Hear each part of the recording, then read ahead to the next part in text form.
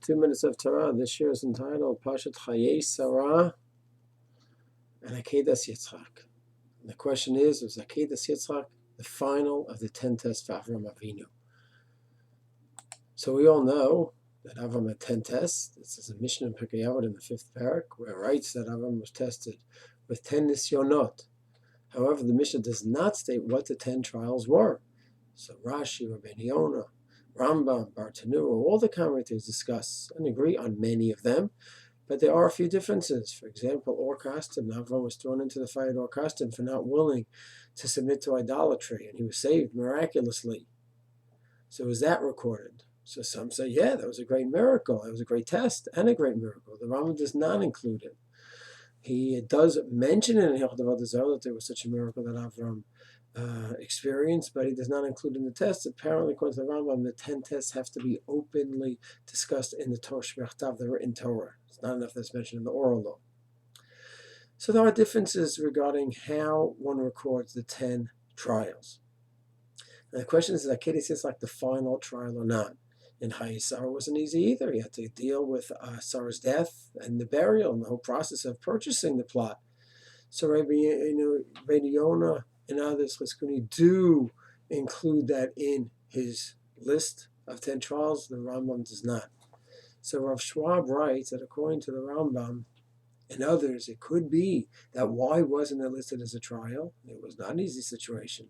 So he says that after Avraham experienced the Akaidat Yitzchak, where his whole life revolved around producing a Yitzchak, where he finally knows that his philosophy that he developed is going to be a perpetuation to it through Yitzchak, not through Yishmael. And God finally promised it's going to be through Yitzchak, it's through Sarah, and the Hamasorah is going to continue this way, and now all of a sudden everything is gone, or possibly gone. That's Akaidat Yitzchak.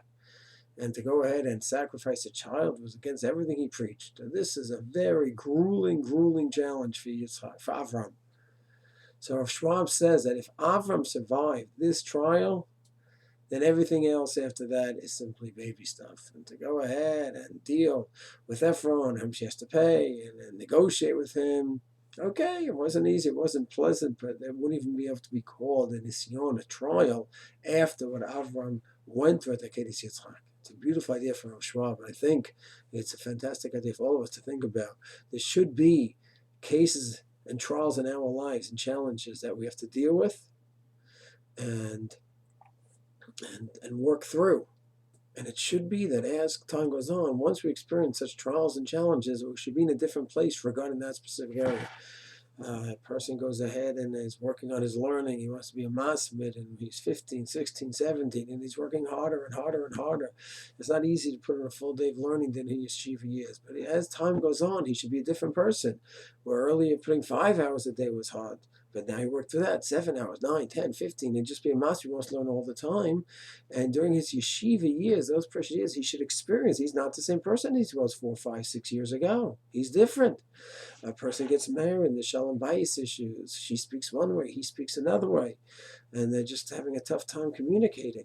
It's Hashem, they should work it through. That they should look at years later that, oh yeah, that's Baruch Hashem. She speaks that way, I speak that way. We know each other's rhythms, what each one means. Yeah, that's no longer an issue. That's how it should be. Child raising, we have certain challenges of couple working together, how to discipline. He says this way, she says that way, and then they should get into a groove.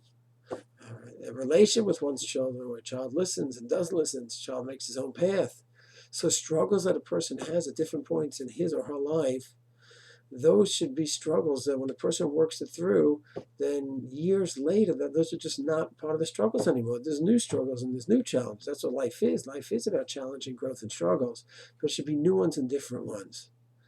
And it should be that a person should be consistently feeling throughout life that there's growth, there's progress, and areas that were hurdles years ago are just not. And now there's other issues and other challenges. Doesn't mean that every hurdle will never be a hurdle again. There could be some lifelong hurdles, that's fine. But in general, a person should be feeling that kind of growth, that he overcame a hurdle, and certain challenges are behind him, just like Avraham Avinu, Akaidat Yitzchak, according to Rav Schwab's insight. Shalom.